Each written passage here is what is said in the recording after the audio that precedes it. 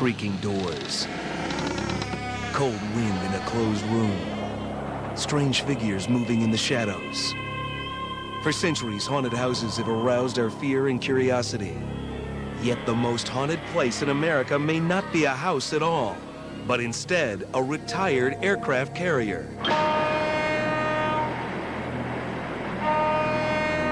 The USS Hornet.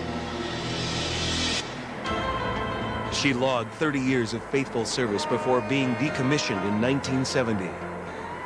Then, after years of sitting in mothballs, the Hornet opened as a floating museum in 1998.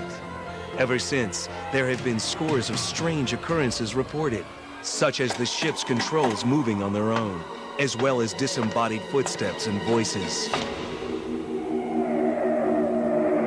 Right below the flight deck, there was a voice that said, "Over here," and that was witnessed by a number of people. Other times, people claim to have seen apparitions. There's probably in excess of 40 people that have seen spirits or apparitions or whatever you want to call them. And in 4 instances, which is really interesting, 2 people at the same time saw the apparition.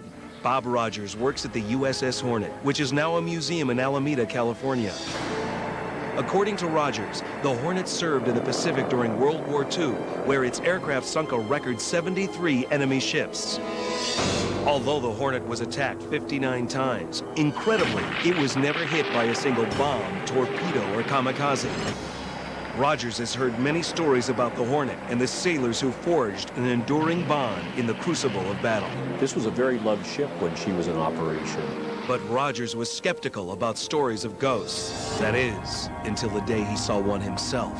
I've seen a man go down to the engine room, and I got down there and there was no one there.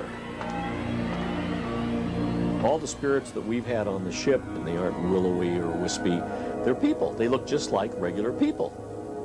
Rogers came to believe that the ghosts on board were real, but he also wondered why they were haunting the ship. To help answer this question, Rogers contacted well-known psychic Stache Murray. In my wildest dreams, I never thought I'd be contacting a psychic. But Murray earned Rogers' trust on her first visit to the Hornet, when she saw a vision of the engineering log room, which had been sealed shut for some time. Stache Murray described that room without ever seeing it. I was compelled to come into this area because of the fact that I felt the entity's absolute desperation. Now, Murray acts as a psychic ambassador between the crew and the spirits who welcomed her aboard. I had asked permission to board the ship, followed protocol. It was granted. They wanted me to come. They knew what was going on. We had agreed. It was a mind-to-mind telepathic communication that was understood.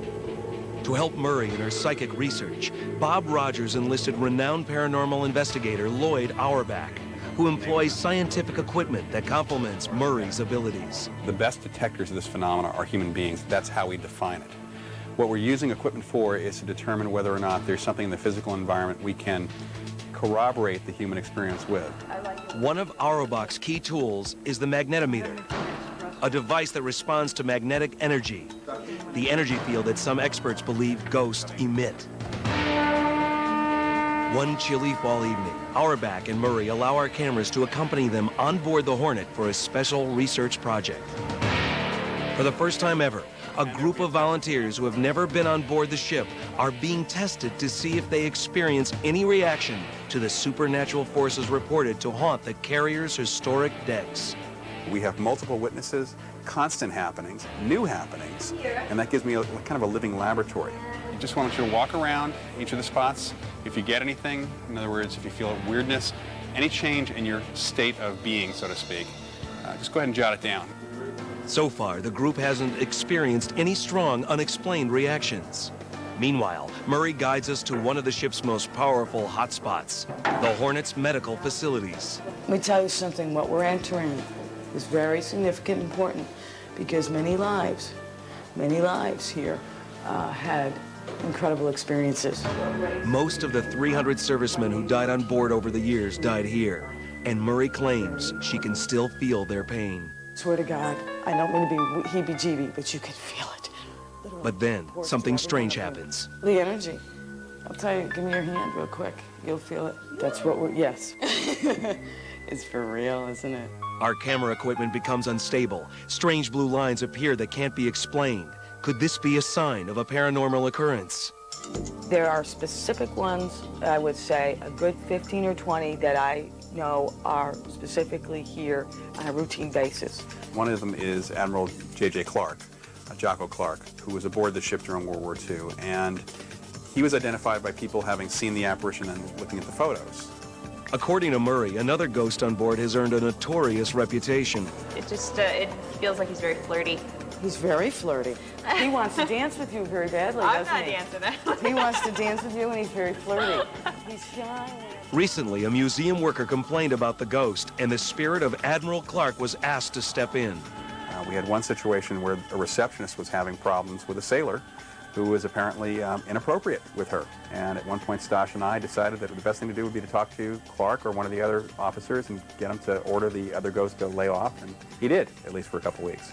After the tour of psychic hotspots is ended, Auerbach questions his volunteers. But I want to just kind of get a feel for what you guys got. Did anybody pick up anything unusual as we were walking through? Yeah, I did. I felt like there was somebody walking with us. I felt a little dizzy, and this is actually the second time that I felt a hand on my back sort of assisting me over the doorways. Bunks there behind the damaged lockers, that's where I felt. As I started to step toward it, it was like there was someone standing back there, and they didn't want me to come any closer, so I just backed away. Finally, Auerbach and Murray bring the group to the main focal point of the Hornet's spiritual energy, the hangar bay. They ask them to sit in a circle as they try to attract some of the ghosts. We're going to try and kind of use us as a focal point. We have the music playing because we know that these guys lived aboard the ship during the 1940s, and we want to try to give them some sort of familiar setting for this. According to Murray, she uses her psychic abilities to transform the circle into a kind of spirit magnet that will attract the ghosts. What we're going to do is draw their energy in closer, okay? So I'm going to go like this and face yours to each other, one another, okay? We're going to use energy work here, just like we're using the music to draw them in. You can feel that. As the exercise unfolds, Auerbach's magnetometer begins to react, indicating the sudden presence of a magnetic energy field. Feel it. The buzzers are going off. Apparently we brought it in. That's successful. That's pretty hot stuff. In the 3 years since she first visited the USS Hornet, Stache Murray believes her work may have changed some minds. During the period that I've been working on the Hornet, it's been absolutely tremendous, because what's happened is skeptics and believers have encountered paranormal activity. So minds are opened and pathways are open. But the question that has still lingered in everyone's mind is why? Why are the spirits of long-dead servicemen haunting the Hornet? I think what's special about the ship is that it reminds them of a time in their lives when there was that kind of camaraderie, something that they never had again after that. But Bob Rogers believes the ghostly servicemen are trying to deliver a message. I think the message that the spirits are trying to say is that Hornet is a monument to peace. They want to tell the story of the 20th century of what they went through on the ship. Auerbach hopes that lively haunted places like the Hornet will make us all think a bit more about life and what it means to be human. This stuff is not harmful. In fact, this should attack your sense of wonder. If you think about it, what this says is that human beings are more than just this body.